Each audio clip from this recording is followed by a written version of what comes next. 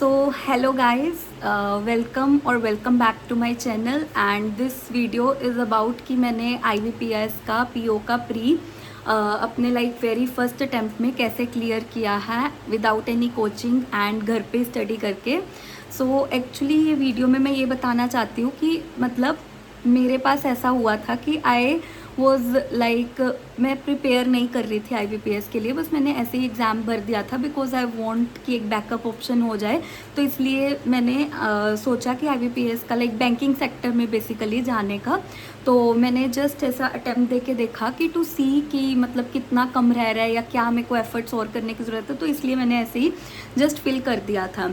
But जैसे कि क्या हुआ था मेरे साथ कि जैसे ही एडमिट कार्ड आया था 1 वीक का टाइम कुछ था पिछली बार मेरा जो शिफ्ट पड़ी थी जिस दिन उसमें और एडमिट कार्ड के टाइम पे, तो मेरा उस टाइम पे कोई और एग्ज़ाम नहीं था जिसके लिए मैं प्रिपेयर कर रही थी एक्चुअली। तो आई डिसाइडेड कि ठीक है अभी 1 वीक को ही मेरे को अच्छे से यूटिलाइज़ करना है, अब फॉर्म भरा है तो अच्छे से थोड़ा तो प्रैक्टिस करके देते हैं। तो मैंने उस दौरान क्या किया था जो आई गेस आप लोगों को काफ़ी को हेल्प करेगा। अगर आप एवरेज हो मैथ्स के कैलकुलेशंस वगैरह सही से कर लेते हो, ठीक है, मतलब अरिथमेटिक तो मेरा भी उतना स्ट्रॉन्ग नहीं था उस टाइम पे। अभी आई ट्राइड, इस साल भी आई एम थिंकिंग कि मैं दे दूँ, तो अभी तो आई ट्राइड कि मैंने टॉपिक्स काफ़ी सॉल्व किए हैं। उस टाइम पे मेरा अरिथमेटिक बिल्कुल सही नहीं था, पजल्स भी ठीक ठीक आती थी एंड इवन मेरा ऐसा था कि मेरे को पैटर्न तक सही से नहीं पता था कि एग्ज़ाम में क्या है क्या नहीं।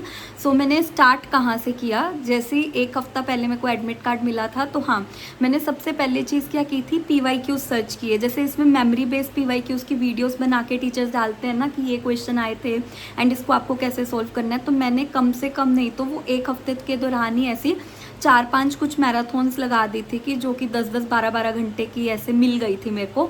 एक में जैसे पूरा रीजनिंग का था, शायद इंग्लिश मैंने नहीं की थी टू बी वेरी ट्रू, मैंने इंग्लिश छोड़ के रीजनिंग और मैथ्स की ऐसे मैराथन वीडियोस लगाई थी जिसमें मेरे को PYQ सारे मिल गए थे। तो मेरे को एक आइडिया तो हो गया था कि किस लेवल का मैथ्स आ रहा है, किस लेवल की रीजनिंग आ रही है एंड प्लस जो मेरे को लगा कि उससे आपको ये पता लग जाएगा कि आपका प्लस पॉइंट क्या है, कैसे क्वेश्चन आ रहे हैं, आपको क्या अटेम्प्ट करना है।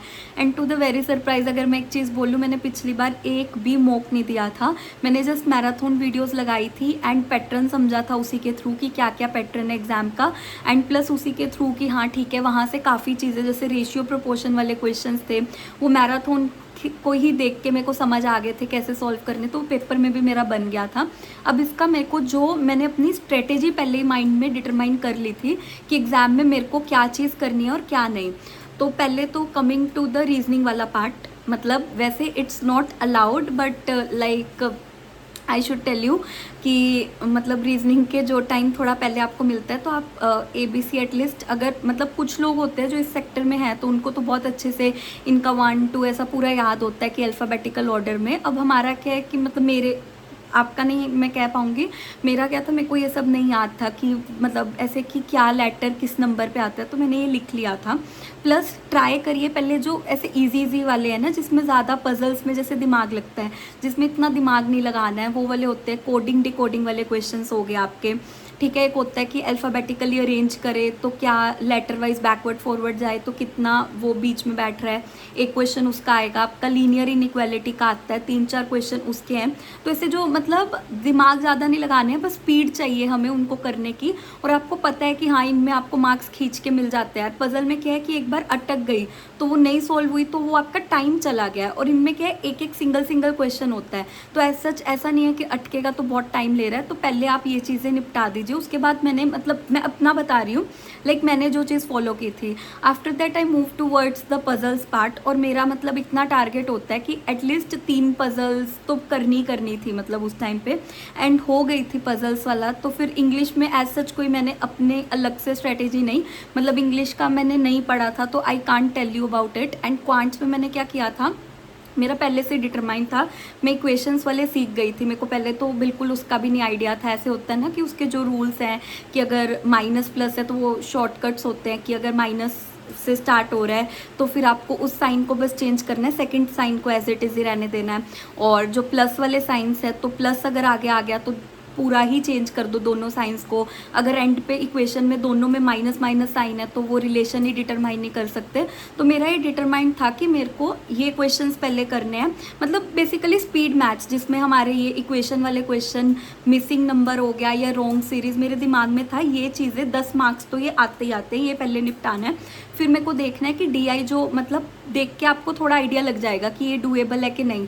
तो DI जो सबसे इजी लगे, आपको डुएबल लगे, मैंने तो वही उठाई थी। उसके बाद से DI करी एंड नियर अबाउट टारगेट मैंने किया था कि मतलब मेरे को विजिट तो करना है एटलीस्ट। उस टाइम पे 35 क्वेश्चंस थे तो 25 क्वेश्चंस तो मतलब कर ही देने हैं ऐसे वाला, क्योंकि गलत होगा कुछ होगा तो रिस्क नहीं ले सकते। एंड सेम मैंने रीजनिंग में भी ऐसा ही था कि 20 से 25 सोचे थे, और सेम चीज़ मैथ्स में। तो मतलब ऐसा करके मेरा क्लियर हो गया था प्री। तो आप भी, अगर आपके पास अभी टाइम कम है एंड बेसिक्स आपके थोड़े बहुत क्लियर है कि हाँ कैलकुलेशंस वगैरह हो गई ये सब चीज़ें, तो आप भी यही स्ट्रेटेजी अपना सकते हो कि अरिथमेटिक, आई नो मतलब पहले उसमें बहुत ज़्यादा, एक तो स्पीड के लिए सबसे पहले बेसिक्स बहुत क्लियर होने चाहिए आपके। तो मेरा तो यही स्ट्रेटेजी रही थी कि अरिथमेटिक अगर टाइम बचे तो एंड में उससे पहले पहले मेरे को स्पीड मैथ्स और DI ये दोनों तो करने ही है कि एटलीस्ट मेरे 15 से 20 मार्क्स इसी से पक्के हो जाएं। And same with the puzzles की, जैसे लीनियर इक्वालिटी, सिलोजिज्म वाले हो गए क्वेश्चंस है ना, जो सिंगल वाले होते हैं वो तो पहले करने ही करने हैं। फिर इसमें से ईजी पजल्स छांट लो 2-3, जब आप क्वेश्चंस को आगे आगे जाओगे तभी मार्क कर लो कि मेरे को ये करनी है। और ऐसे ही मैंने किया था।